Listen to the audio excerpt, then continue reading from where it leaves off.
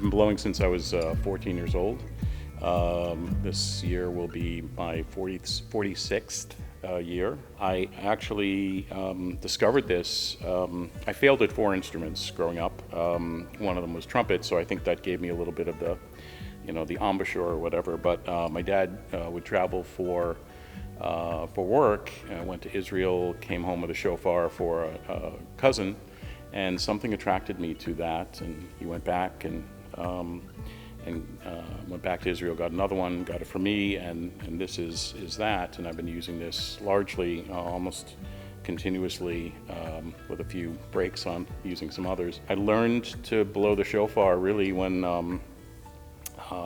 Louis Laurie, who was our shamus, our sexton, a religious, or ritual director, I should say, ritual director, sort of the Dan Nesson before Dan Nesson.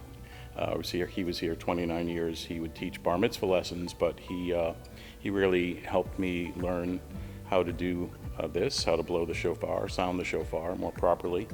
And for many of the high holidays, it was just he and I. There weren't a lot of other shofar blowers, and so we would have 2 in the community hall, 2 services, and 2 services in the sanctuary, and we basically both would do 2. And I remember a couple years where he got busy and he asked me to do a 3rd. So I would run from the sanctuary to the community hall and back and forth. So did 3 of the 4 services, which was kind of logistically interesting.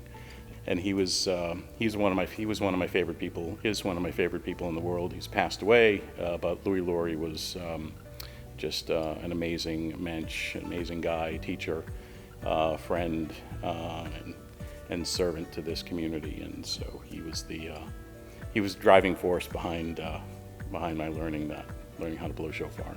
This is a shofar from Israel that my dad purchased and gave me. And this, which is, I'm not sure I've ever seen another cover like this, but this is a shofar that when I went to Israel on my USY Israel pilgrimage tour as a teen, I picked up and purchased, or picked up in Israel. And this is one of the sort of Yemenite versions, which my grandmother was known to crochet quite a bit and knit quite a bit, and I would end up banging this around. I think she ended up saying, "You're going to break that," and so she knitted this wonderful little coat for it. I don't blow this one as much. Shofarot have unique mouthpieces. They are obviously organic, come from organic beings, and so they're all different when they're shaped. They all have a different shape. This one actually tends to sort of cut my lip if used for a long period of time. It's a deeper sound, as you would imagine.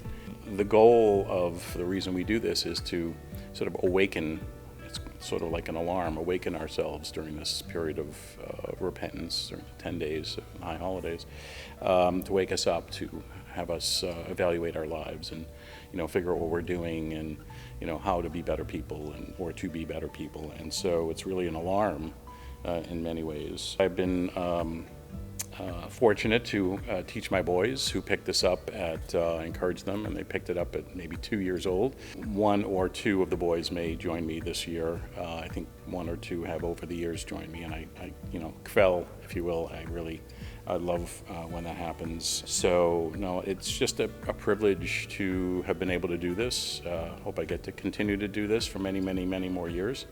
And I love being up there. And one other thing I'd say is that the mitzvah actually is not sounding the shofar. People have said, what wonderful mitzvah. Well, the mitzvah is actually to hear the shofar, to lishmoa kol shofar, to hear the sound of the shofar.